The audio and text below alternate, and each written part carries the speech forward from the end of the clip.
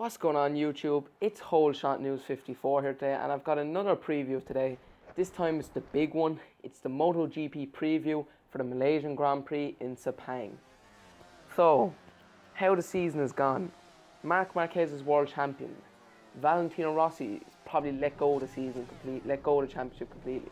But he recovered in Phillip Island to take a brilliant second place.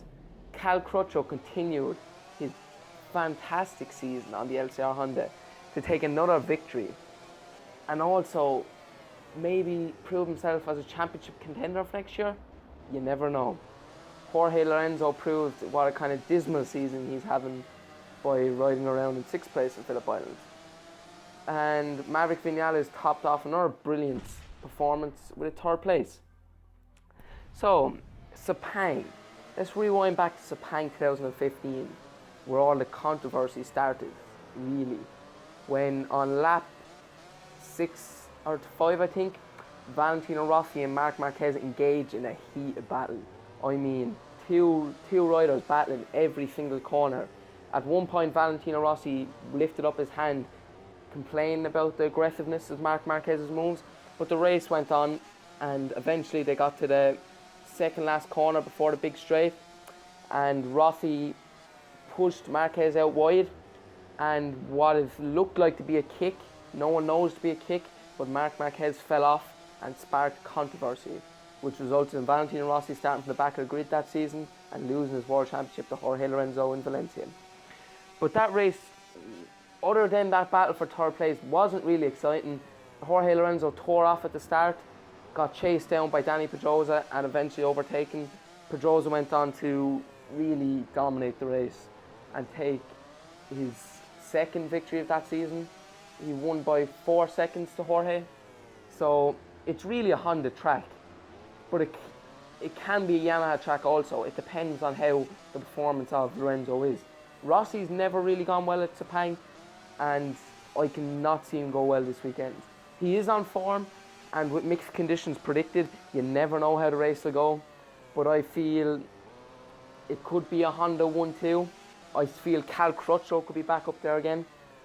But mixed conditions, Daniele Petrucci, Scott Redding, Eugene Laverty, all these riders, brilliant wet weather riders, could be easily challenging. Like Cal Crutchlow is a good wet weather rider, but now he's proven that he's a good dry rider as well. So you can't rule out Cal Crutchlow either way. He must be one of the favourites going to this weekend, just going on his form this second half of the season. But with the mixed conditions predicted, you don't know. It'll all depend on qualifying, really. If Rossi gets caught up in Q1 again, well, you can kind of forget about Rossi. If he's in Q2 and he's battling for 1st, 2nd, 3rd, yeah, you can count Rossi in. He'll be thereabouts on race day. Lorenzo, I don't think you'll be seeing him this weekend. I think he will retire from the race early on. I think he will qualify in a poor position, as there's rain scheduled for qualifying. I just can't see him doing well this weekend, even though he could. I just can't see him doing it.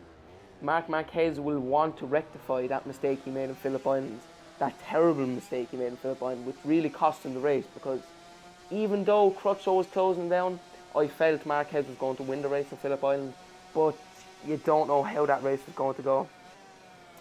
So the favourites really for this weekend would have to be Marc Marquez and Cal Crutchlow. With no Dani Pedrosa this weekend either, we've got Hiroshi Ayama replacing him. Nicky Hayden has his World Superbike duties in Qatar this weekend, so Ayama is replacing Pedrosa. So I don't think I'll see Ayama at the front of the race. But like I said, there could be a surprise or two popping up the field. Like Yanni Hernandez, he will want to prove himself too. He's a real outsider, but he's a very good wet weather rider, and he will really want to finish MotoGP on a high note before he heads off to Moto2. You've also got the Aprilia duo of Alvaro Bautista and Stefan Bradl, who have been flying this year, and with Bautista being very good in the wets, they could be challenging too. Bradley Smith and Paul Espargaro. Espargaro had his best qualifying to date last time out, qualifying in 3rd position. He kind of left it go a bit in the race, and in the end finished in 5th, which was a good result, but there could have been a podium position there for Paul, who looked like he had good pace for the weekend. Bradley Smith had a fantastic race at Phillip Island, come back from well below down the grids to really challenge. So they could be one of the front runners this weekend. Bradley Smith went well in Malaysia last year. He finished 4th. Great result for a Briton last year. So he likes the Sepang circuit. Then you've got Hector Barbero, who's back on his Avintia with Loris Baz, who's kind of injured, and I can't see him doing well, but I can see Hector being up there. Hector's a brilliant wet weather rider.